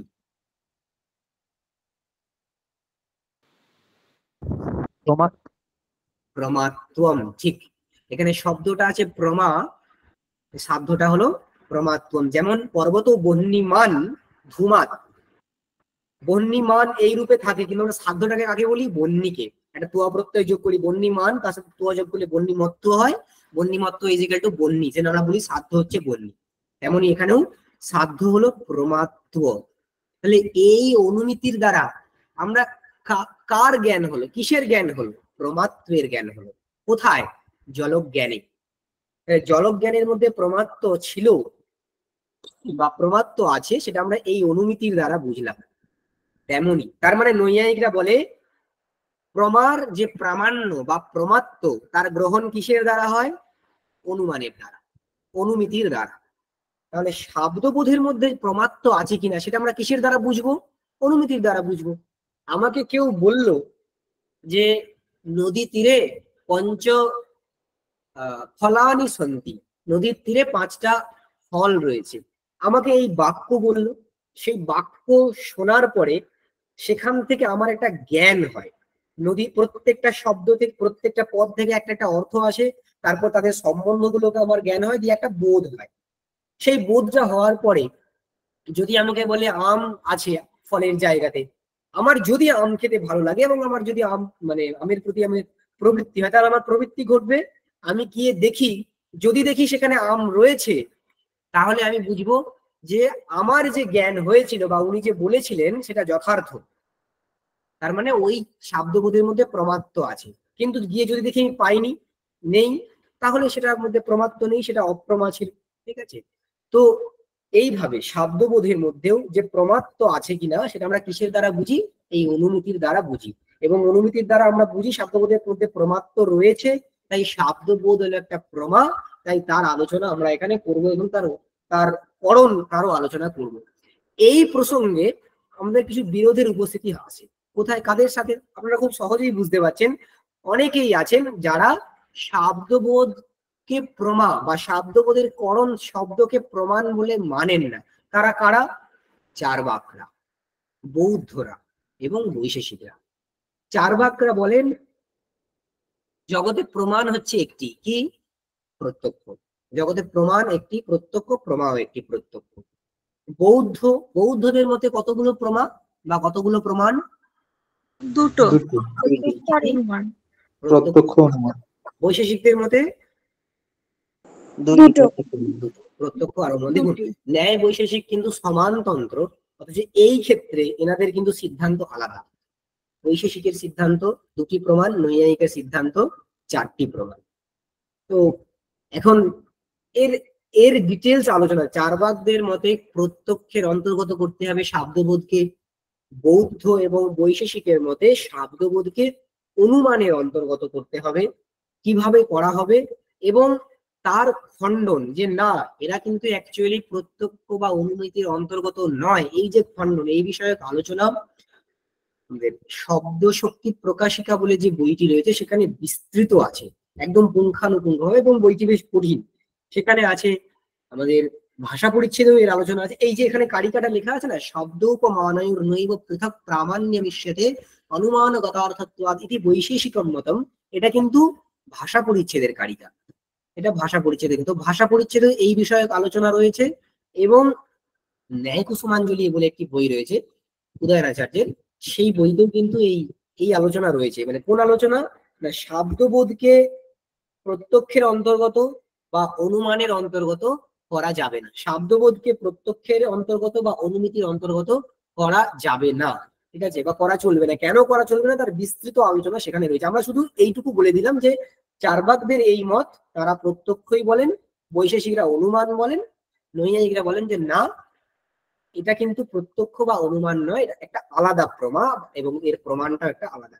এই প্রসঙ্গে এই যে বৈশেষিকরা অনুমানের অন্তর্গত করে দেন না শাব্দবোধকে, তাতে তারা 2 ধরনের অনুমিতির কথা উল্লেখ করেন। এই একটা পদপক্ষক অনুমিতি, একটা পদার্থপক্ষক অনুমিতি, একটা পদপক্ষক অনুমিতি। তো এই অনুমিতিগুলো আপনারা সেখানে সেখানে পড়ে নেবেন, এই ক্লাসে সেগুলো বলার কথা নয়। তো এইভাবে তারা নিজেদের অনুমিতির অন্তর্গত করেছেন। তো নৈয়ায়িকরা অনুমিতির অন্তর্গত করেনি, তারা বলেছেন এটা একটা আলাদা প্রমাণ, এইভাবে জানতে হবে, ব্যাস। তো শব্দোপমানের নৈব পৃথক প্রামাণ্য বিশ্বতে অনুমান গতার্থ যদি বৈশেষিকম মতম, তার খণ্ডন করে এনারা বলেছেন যে তন্ন সম্যক, সেটা ঠিক নয়। কেন? বিনা ব্যাপ্তি আদি বোধন শাব্দবোধ, ব্যক্তি প্রভৃতির বোধ ছাড়াও কিন্তু শাব্দবোধ হয়, তাই শাব্দবোধকে অনুমিতির অন্তর্গত করা যাবে না। শাব্দবোধ পৃথক প্রমা, অতএব শাব্দবোধের প্রমাণকে পৃথক প্রমাণ বলে বলতে হবে, ব্যাস। আমাদের আনুষঙ্গিক আলোচনা ছিল এইগুলো। এবার আমরা কোর আলোচনাতে আসি। শাব্দবোধের কারণও করি আলোচনা। শাব্দবোধের কারণ, শাব্দবোধ একটা কার্য, প্রমা যেমন প্রত্যক্ষ প্রমা একটা কার্য, তার কারণ অনেক রয়েছে। ইন্দ্রিয় রয়েছে, অর্থ রয়েছে, অর্থ মানে বিষয়, ইন্দ্রিয় এবং অর্থের সন্নিকর্ষ রয়েছে, এতগুলো কারণ। এবং তার আগে আত্মমন সংযোগ, মন ইন্দ্রিয় সংযোগ এইসব থাকলে, এবং তারপর ইন্দ্রিয়ের সাথে অর্থের সন্নিকর্ষ হলে তারপর গিয়ে আমাদের প্রত্যক্ষ জ্ঞান উৎপন্ন হয়। তো প্রথমের দিকে যা আছে সব কিন্তু কারণ। তেমনি শাব্দবোধ হতে গেলেও কিছু কারণ লাগে। সেই কারণগুলো কি কি সেইটা একটা কারিকাতে বলা হয়েছে। কোথায়? এই কারিকাটা আছে ভাষা পরিচ্ছেদের শব্দখণ্ডে, ভাষা পরিচ্ছেদের শব্দখণ্ডে আছে এই কারিকা, প্রথম কারিকা এটা। পদজ্ঞানম তু করণম, আমাদের এখান থেকে কিন্তু কোর আলোচনা শুরু হলো। পদজ্ঞানম তু করণম, শাব্দবোধের করণ কি? পদজ্ঞান। দ্বারম তত্র পদার্থধি, দ্বার, দ্বার মানে ব্যাপার, ব্যাপারটা কি? পদার্থ ধীহি, ধীহি মানে জ্ঞান, কিন্তু এই জ্ঞানটা এখানে স্মরণাত্মক। ধীহি মানেও জ্ঞান, কিন্তু এই জ্ঞানটা এখানে স্মরণাত্মক, ঠিক আছে। পদজ্ঞান হলো করণ, পদার্থ স্মরণ হলো ব্যাপার, ফল, ফল মানে কার্য, সেটা কি? শাব্দবোধ। শাব্দবোধ হলো কার্য বা ফল। আর সহকারী কারণ একটা প্রয়োজন, সেটা কি? শক্তিধি। শক্তিধি মানে শক্তি জ্ঞান, বা আপনারা অনেক সবাই শুনেছেন কথাটা শক্তি গ্রহ, প্রত্যেকটা দর্শনের আলোচনায় বা সাহিত্যের আলোচনা তো এইসব আছে, শক্তি গ্রহ। এই শক্তি গ্রহ বা শক্তি জ্ঞান সেটা হলো সহকারী কারণ। তাহলে শাব্দবোধের এই 4টি কারণ, 3টি কারণ, পদজ্ঞান, পদার্থ স্মরণ আর শক্তি গ্রহ। এটা কিরকম? একটা বাক্যের শাব্দবোধের মাধ্যমে আমরা এটাকে উপস্থাপন করতে পারি। কিরকম? একটা বাক্য চৈত্র উদনম পচতি, এরকম বহু বাক্য আমরা পড়বো এবং কিভাবে তৈরি হচ্ছে সেগুলো আস্তে আস্তে আমরা দেখবো। প্রথমে আমরা এখানে আসি, চৈত্র উদনম পচতি। আমার কাছে কোনো একজন ব্যক্তি এই বাক্যটা বললো, চৈত্র উদনম পচতি। আমার প্রথমে কি হয়? বাক্যটার সাথে আমার কি হয়, শ্রোত্রেন্দ্রিয়ের সাথে সন্নিকর্ষ হলো, তার ফলে আমার পদক জ্ঞান হয়, পদক জ্ঞান হয়, তাই তো? কতগুলো পদ রয়েছে এই বাক্যে? 6টা পদ রয়েছে, 6টা পদ রয়েছে। কি কি 6টা পদ? লেখাই আছে, চৈত্র যুক্ত অম, পচ তি, সরি চৈত্র অম বললাম, ওদন যুক্ত অম, পচ তি, চৈত্র সু, এই 6খানা পদ। এখানে খুব সঙ্গত কারণে প্রশ্ন আসতে পারে যে এগুলো কি করে পদ হল। এগুলো তো পদ নয়, চৈত্র তো আলাদা পদ নয়, চৈত্র সু একসাথে তারা পদ, এটা প্রশ্ন আসতে পারে না। ওটা আসলে প্রয়োগযোগ্য পদ। আমরা যে পড়েছি না সুপ্তিঙন্তম পদম, মানে সুবন্ত এবং তিঙন্ত, এগুলোকেই আমরা পদ বলবো। হ্যাঁ ওটা পদ, ওটা প্রয়োগযোগ্য পদ। চৈত্র নিজে একটা পদ, পচ নিজে একটা পদ। কোন অনুসারে? না সপ্তম পদম, এই মত অনুসারে সপ্তম পদম। সপ্তম পদম, সপ্তম পদম মানে কি? শক্তি বিশিষ্ট যেটা, সেটাই পদ। শক্তি বিশিষ্ট মানে এটার খুব সহজভাবে আমরা বললে কি বলা যায়, যে যে শব্দ কোনো অর্থকে বোঝাতে পারে, যে শব্দ অর্থ বোঝানোর ক্ষমতা রাখে, তাকেই আমরা পদ বলি। সুপ্তিঙন্তম পদম সেটা যে পদের লক্ষণ, সেটা অ্যাকচুয়ালি প্রয়োগযোগ্য পদের লক্ষণ। আর এখানে সপ্তম পদম, এটা কাকে পদ বলবো আমরা? যেটা অর্থ বোঝাতে পারে তাকেই আমরা পদ বলবো। দেখুন চৈত্র পদটা, সেটা একটা অর্থকে বোঝাতে পারে, সুপ্রত্যয়টা সেটা একটা অর্থকে বোঝাতে পারে, তাই চৈত্রটাও একটা আলাদা পদ, সুটাও একটা আলাদা পদ। ওদন শব্দটা সেটা একটা আলাদা অর্থকে বোঝাতে পারে, তাই সেটাও একটা পদ। অম যে প্রত্যয়টা, সেটাও একটা আলাদা অর্থকে বোঝাতে পারে, তাই ওটাও একটা পদ। ঠিক আছে, সেই জন্য চৈত্র ওদানম পচতি, এই বাক্যটাকে যদি আমরা ভাঙি, এখান থেকে আমরা 6টা পদ পাবো। তাহলে প্রথমেই আমাদের কি হয়? পদের জ্ঞান হয়। ঠিক আছে, পদ কি কি রয়েছে এই জ্ঞান হলো।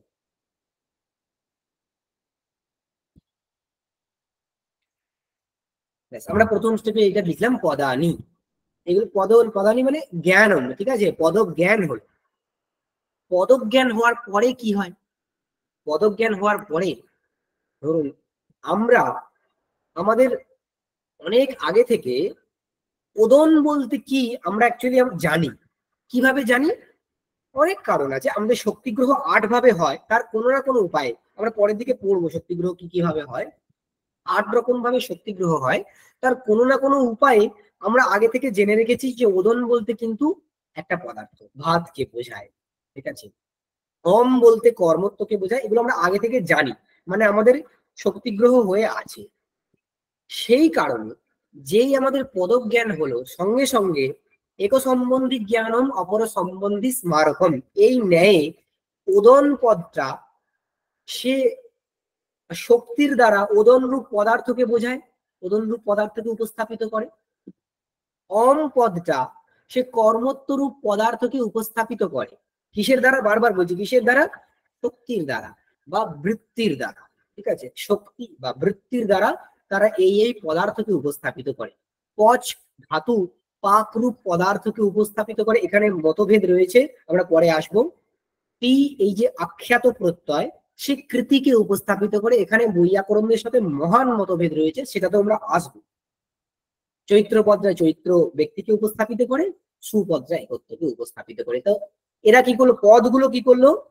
পদার্থকে উপস্থাপিত করলো। উপস্থাপিত করলো কোথায় হলো? আমি করলাম, আমি স্মরণ করলাম, ওই পদের জ্ঞান হয়েছিল বলে আমার সেখান থেকে শক্তি নামক সম্বন্ধের দ্বারা পদার্থের স্মরণ হলো। তাহলে পদার্থের স্মরণ বা জ্ঞান হলো। তাহলে প্রথমে আমার পদক জ্ঞান হয়েছিল, তারপর পদার্থ স্মরণ হলো। পদার্থ স্মরণে সহকারী কে হয়েছে? শক্তি।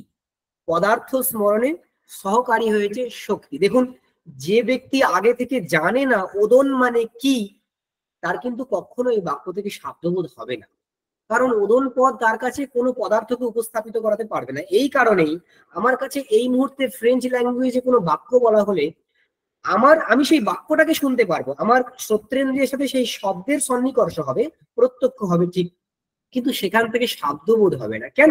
কারণ আমার শক্তিগ্রহ নেই, ওই পদগুলো কোন অর্থকে বোঝায় সেটা আমার জানা নেই, তাই জন্য আমার বোধ হয় না। কিন্তু সংস্কৃতের কোনো বাক্য, আমাদের পরিচিত যে শব্দগুলোকে আমরা জানি, সেই বাক্য আমাদের কাছে বললে আমাদের সেখান থেকে শাব্দবোধ হয়, কারণ ওই পদ শক্তির দ্বারা আমাদের কাছে ওই পদার্থকে উপস্থাপিত করাতে পারে। এটা বলা ভালো যে আমরা ওই পদ থেকে শক্তির দ্বারা ওই পদার্থকে বুঝতে পারি। তাহলে পদের জ্ঞান হওয়ার পর পদার্থের স্মরণ হয়। যেই পদার্থগুলোর স্মরণ হয়ে গেল, সঙ্গে সঙ্গে একটি পদার্থ আরেকটি পদার্থে গিয়ে অন্বিত হয় আকাঙ্ক্ষাবশত। যার সাথে যার আকাঙ্ক্ষা রয়েছে সে সেইখানে গিয়ে অন্বিত হয়।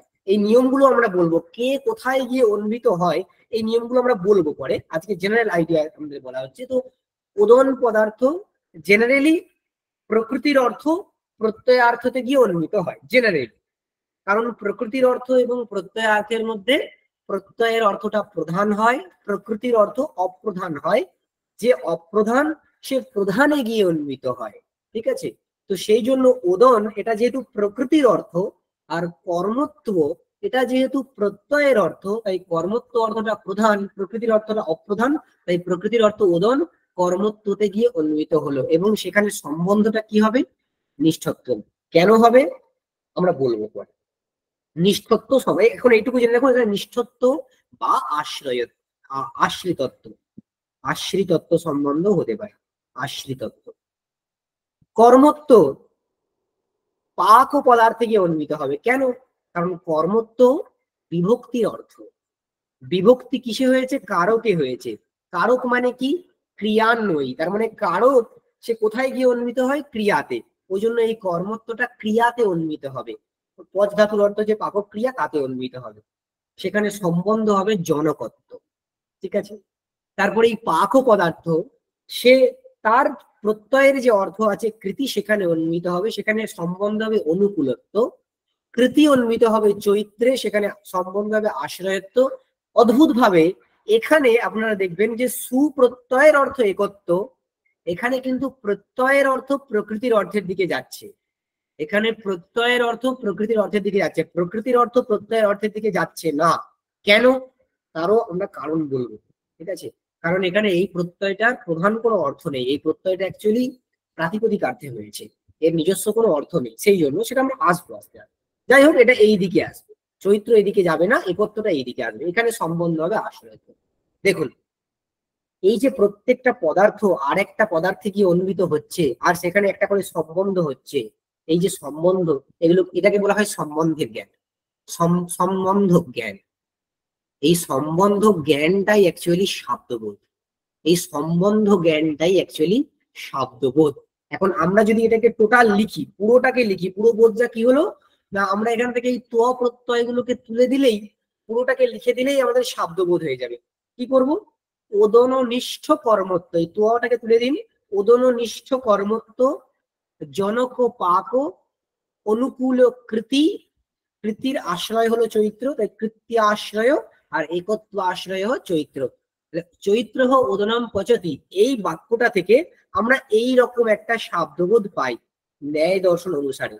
বৈয়াকরণদের অনুসারে এই রকম শব্দবোধ কিন্তু আমরা পাবো না, কারণ তারা এই চৈত্রকে প্রধান বিশেষ্য বলে বলবেন, সেটা আমরা আসবো পরে। তো এই রকম একটা বোধ আমরা পাই, এইটাকে আমরা কি বলছি?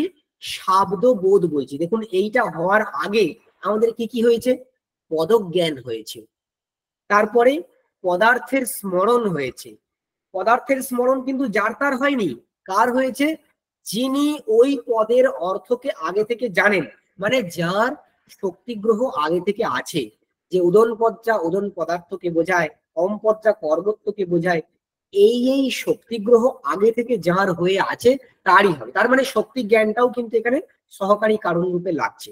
তাহলে পদজ্ঞান, পদার্থ স্মরণ, আর মাঝখানে সহকারী কারণ রূপে শক্তি জ্ঞান, তারপরে আকাঙ্ক্ষা যোগ্যতা আসক্তিতে এরা পরে আছেই।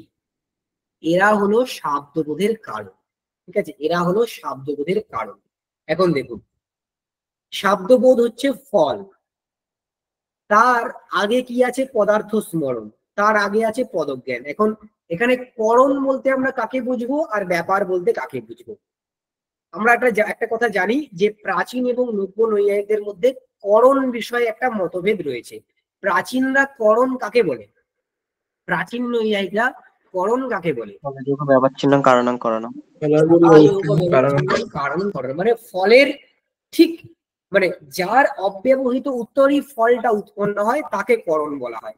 তাহলে এই যে শব্দবোধের প্রক্রিয়া, এখানে প্রাচীনরা কাকে করণ বলে বলবে?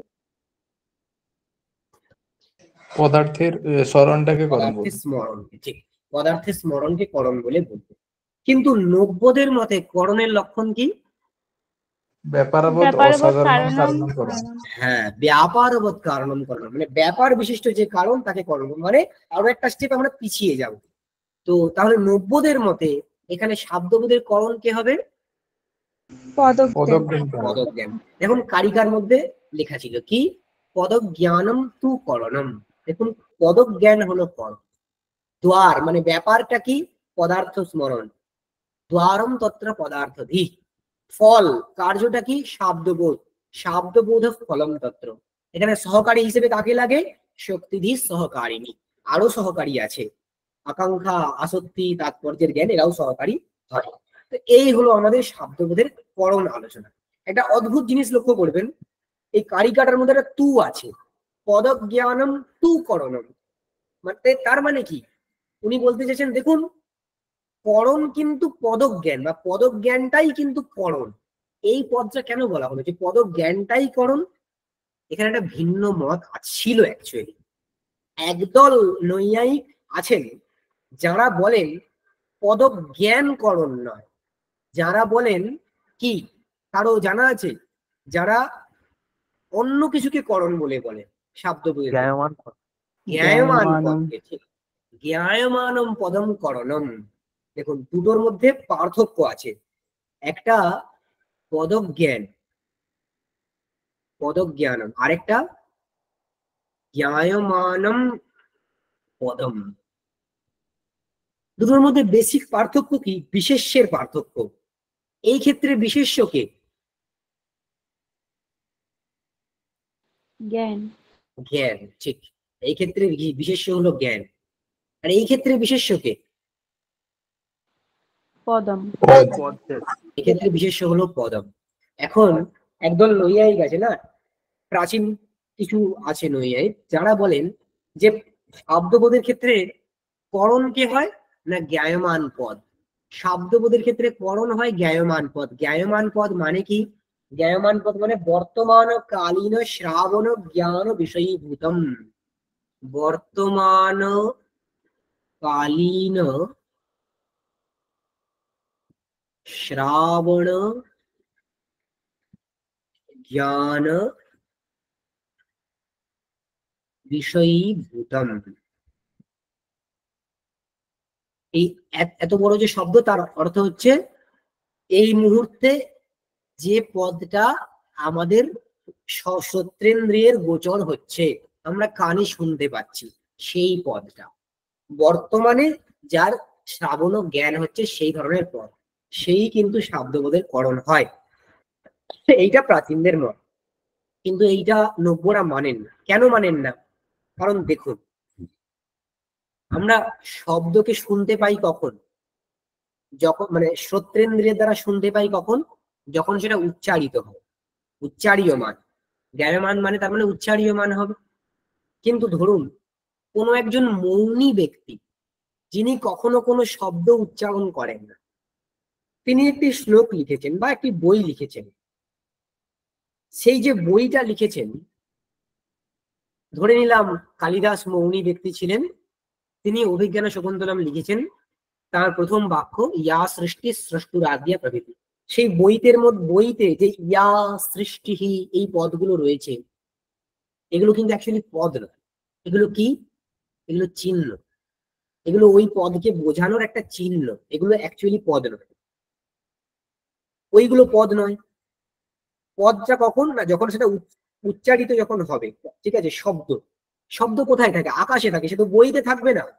শব্দ তো বইতে থাকে না, শব্দ আকাশে থাকে। এখন ওই বইতে যেগুলো দেওয়া আছে এটা চিহ্ন, ওগুলো পড়ে আমাদের বোধ হয় কি হয় না? আমাদের শব্দবোধ হয়। অভিজ্ঞান শকুন্তলম পড়ে আমাদের যে জ্ঞানটা হয় সেটা তো শব্দবোধ অ্যাকচুয়ালি। দেখুন আমি ধরে নিয়েছি কালিদাস একজন মৌনী ব্যক্তি, তিনি জীবনে কোনো শব্দ উচ্চারণ করেন। তিনি একটি বই লিখেছেন, সেই বই পড়ে আমাদের শাব্দবোধ হচ্ছে। এখন দেখুন, শাব্দবোধ হচ্ছে, কার্য আমাদের ঘটছে, কিন্তু প্রাচীনদের মতে শাব্দবোধ হওয়ার জন্য কারণটা কি বা করণটা কি? জ্ঞায়মান পদ হতে গেলে উচ্চারীয়মান পদ হতে হয়। কালিদাস তার জীবনে একটি বাক্য উচ্চারণ করেননি, তার মানে ওখানে উচ্চারীয়মান পদ নেই। তার মানে আমাদের ওখানে বর্তমান ও কালীন ও শ্রাবণ ও জ্ঞান ও বিষয়ীভূত পদ নেই। তাহলে আমাদের শাব্দবোধ হতে পারত। করণ না থাকলে কখনো কার্য উৎপন্ন হয়? কুঠার না থাকলে বৃক্ষচ্ছেদন কি হবে? হবে না। তার মানে জ্ঞায়মান পদ না থাকলে শাব্দবোধ হওয়ার কথা নয়, অথচ এই ক্ষেত্রে জ্ঞায়মান পদ নেই, অথচ শাব্দবোধ হচ্ছে। আমি ভেতরে বসে আছি, একটি ছেলে ঘরের মধ্যে এলো, দরজাটা খুলে রেখে এলো, আমি তাকে খালি চোখটা দেখালাম দরজাটার দিকে, সে বুঝে গেল আমি তাকে দরজাটা বন্ধ করতে বলছি, সে গিয়ে দরজাটা বন্ধ করলো।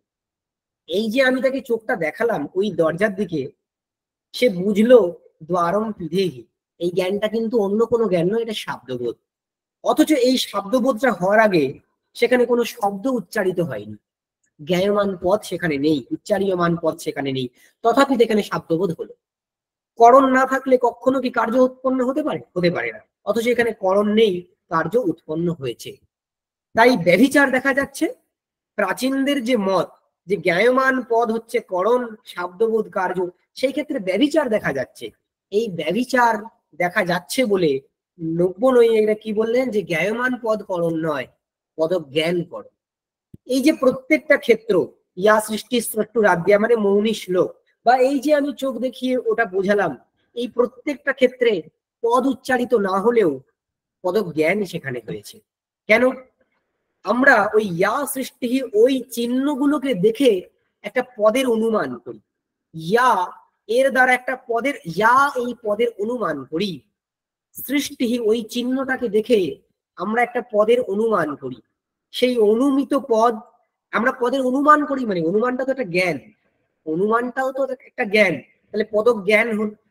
অথবা আমি যে ছেলেটিকে দেখি চোখ দেখালাম ওই দরজার দিকে, সে ওই চোখটি দেখে কিন্তু একটা বাক্যের অনুমান করেছে বা কিছু পদের অনুমান করেছে, কি?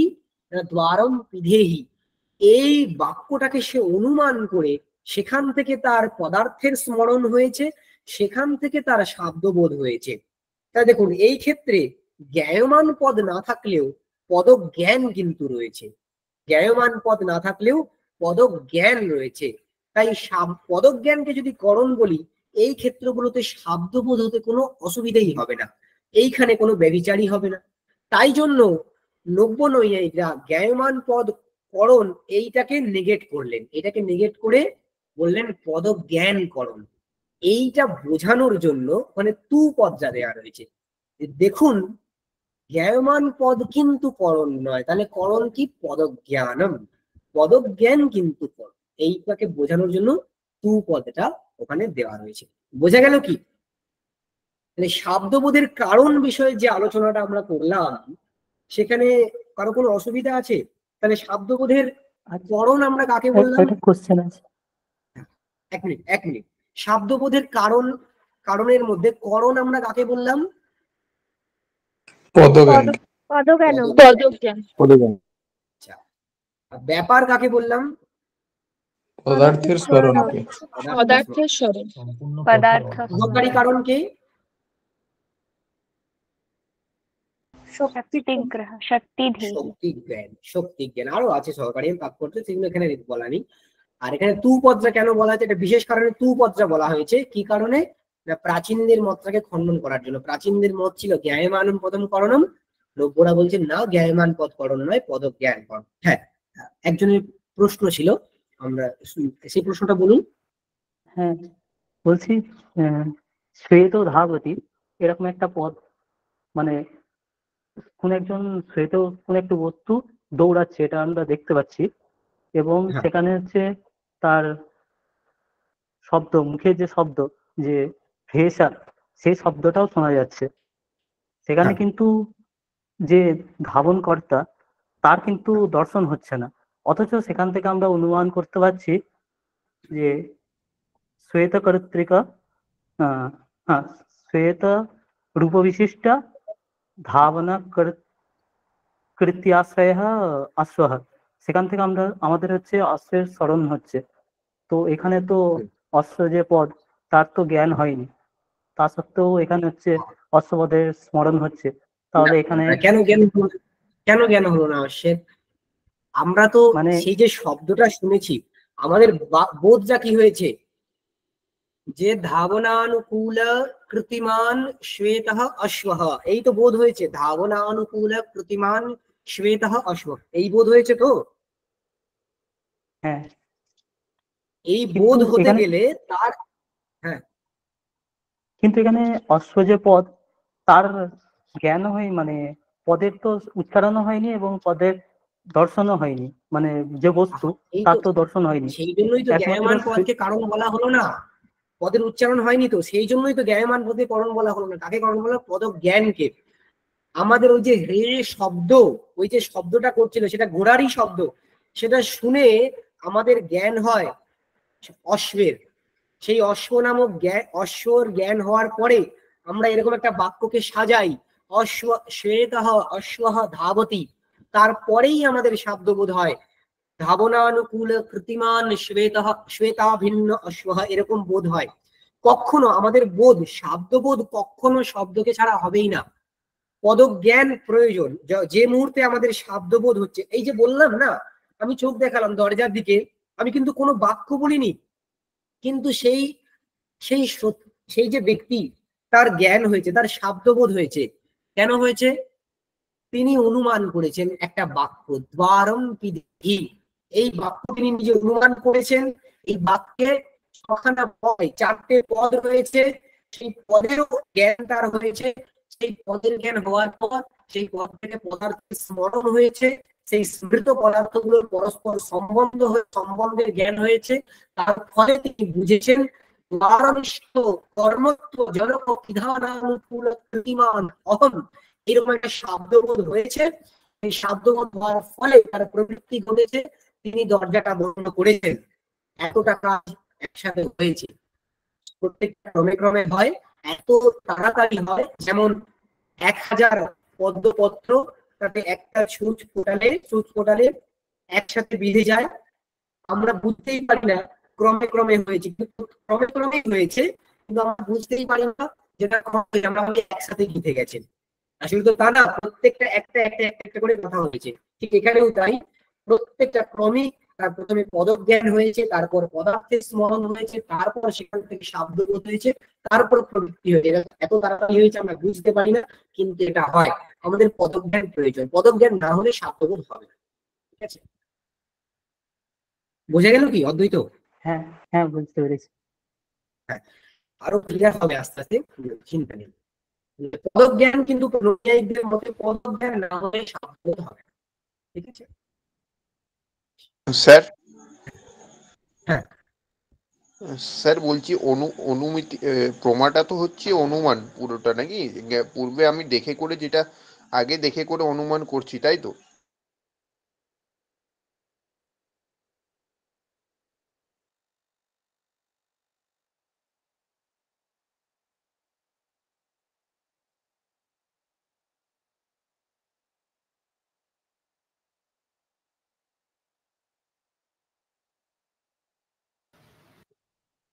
Sir,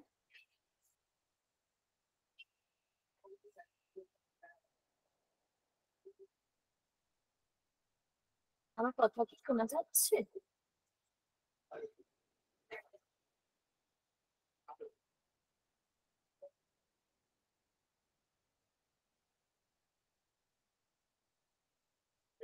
hello, hello.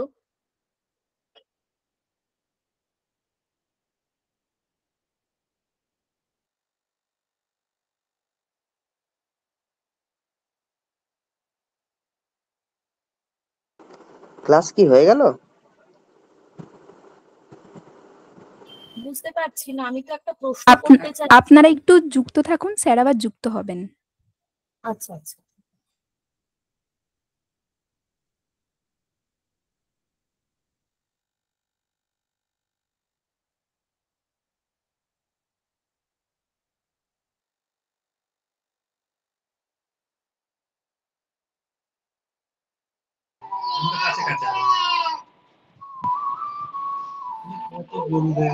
আমার একটু ইন্টারনেটের প্রবলেম হয়েছিল।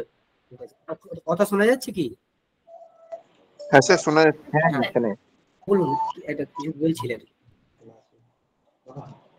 হ্যাঁ স্যার, আমি একটা জিনিস জানতে চাইছিলাম যে হ্যাঁ। আপনি তখন বললেন না সংযোগজহ, বিভাগজহ আর শব্দজহ, এটা হ্যাঁ। কি হিসেবে শব্দটাকে বিভাগ করা হচ্ছে বললেন? এটা হচ্ছে উৎপত্তির দিক থেকে, শব্দটা কিভাবে উৎপত্তি হচ্ছে তার দিক থেকে। ঠিক আছে।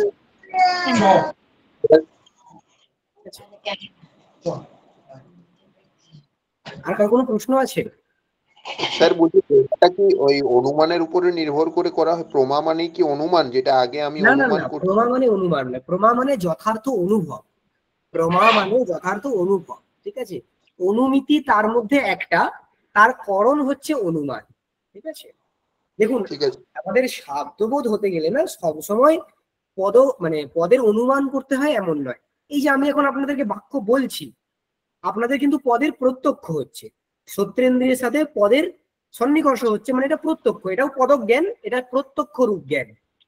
যখন পদ নেই, সেখানে পদ নেই কিন্তু পদের অনুমান করতে হবে। পদ নেই অথচ শব্দবোধ হচ্ছে, সেখানে কিন্তু পদের অনুমান করতে হয়, ঠিক আছে। ওই ইঙ্গিত, আকার প্রভৃতি থেকে যে শব্দবোধ হয় না, এখানে কিন্তু পদের অনুমান করা হয়, ঠিক আছে।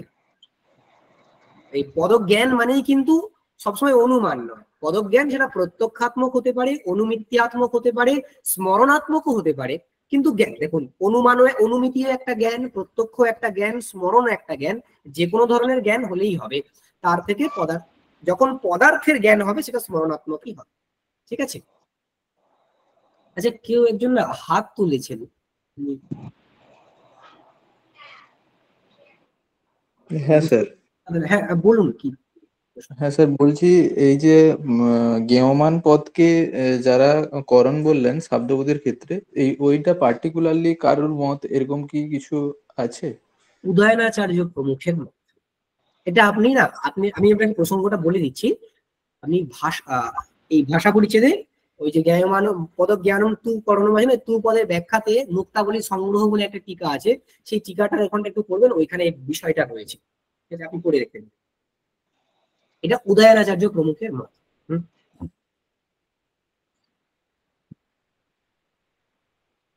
ঠিক আছে, আমরা আজকের আমাদের যেটুকু বিষয় ঠিক করে গেছিলাম মোটামুটি এইটুকুই। আমরা নেক্সট দিন থেকে এই বৃত্তি নিয়ে একটু বলবো, শক্তি লক্ষণা নিয়ে। তারপরে একদম আমাদের যে শব্দবোধের মেন বিষয় প্রক্রিয়া, সেই বিষয়ে আমরা ঢুকে যাব, ঠিক আছে। তো আজকে তো অভ্যাসের জন্য আমি কিছু দিচ্ছি না, আপনারা যতটুকু পড়া হয়েছে এটা পড়ে আসবেন বন্ধু এই জায়গাতে, ঠিক আছে। আজকে এই পর্যন্ত। আর আপনাদের হ্যাঁ বলুন। শুভরাত্রি স্যার। হ্যাঁ শুভরাত্রি। ঠিক আছে, আজকে এই পর্যন্ত। আর আপনাদের যখন যে মুহূর্তে ক্লাস শেষের জন্য অপেক্ষা করতে হবে না, যে মুহূর্তে অসুবিধা হবে, প্রশ্ন থাকবে, প্রাসঙ্গিক প্রশ্ন অবভিয়াসলি, সেইটা সেই মুহূর্তেই করে ফেলবে, ঠিক আছে। আচ্ছা, কেবল হ্যালো, হ্যাঁ বলছি ওই রকম স্থলে অনুমান কি এরকম, হ্যাঁ বলছি ওই রকম স্থলে কি এরকম ভাবে অনুমান করা যায় যে অয়ম অশ্বঃ তাদৃশ বিলক্ষণ শব্দত্বাৎ? অবশ্যই। আমরা ওখানে অশ্ব এর অনুমান কেন করি? ওই শব্দটাকে শুনেই করি না।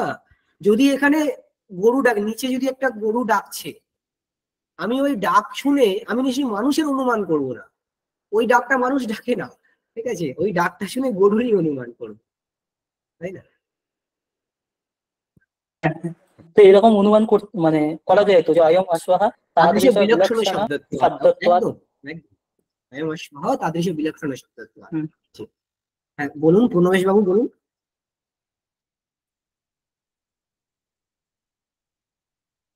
প্রণবেশ বাবু আপনি বলুন, হাত তুলেছেন।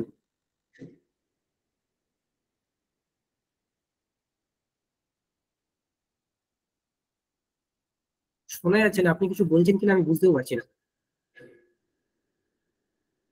আচ্ছা ঠিক আছে, তাহলে আজকে আমাদের ক্লাসটা এখানেই ডিসলভ করছি। শোনা যাচ্ছে? স্যার বলছি এই ক্লাসটা রেকর্ডিং আমরা পাবো? এই ক্লাসটা রেকর্ডিং এইটা না, আপনাকে একটু বিবেক স্যারের সাথে কথা বলতে, ঠিক আছে। আশা করি। আচ্ছা, আসলে আমরা তো একেবারে প্রথম, এবার অনেক কিছু আরেকবার ক্লাসটা দেখতে হবে, অনেক কিছু মানে মানে আরো ভালো মতো দেখতে হবে, ওইটা বলছি। আশা করি পাবেন, বিবেক স্যারের সাথে একবার কথা বলে দেখবেন। ঠিক আছে? আচ্ছা আচ্ছা। আর আজকে যে যা যা কনফিউশন রয়ে আছে, একেবারে যারা প্রথম না তাদের একটু অসুবিধা হবে প্রথম দিকে, কারণ আমাদের পুরো সবকটা ক্লাস পড়া হয়ে যাওয়ার পরে তারপর আশা করি কনফিউশন থাকবে না। আমরা যত অভ্যাস করবো না এই বিষয়গুলো, বাক্য ধরে ধরে আমরা বাক্য ধরে ধরে সেটা শব্দবোধ কিভাবে হচ্ছে কি হচ্ছে আমরা পড়বো, তখন এই কনফিউশন গুলো চলে যাবে আস্তে আস্তে। ঠিক আছে, প্রথম দিনই ঘাবড়ে যাওয়ার কারণ। হ্যাঁ স্যার। ঠিক আছে, এই পর্যন্ত রাখি তাহলে। ধন্যবাদ স্যার। ধন্যবাদ।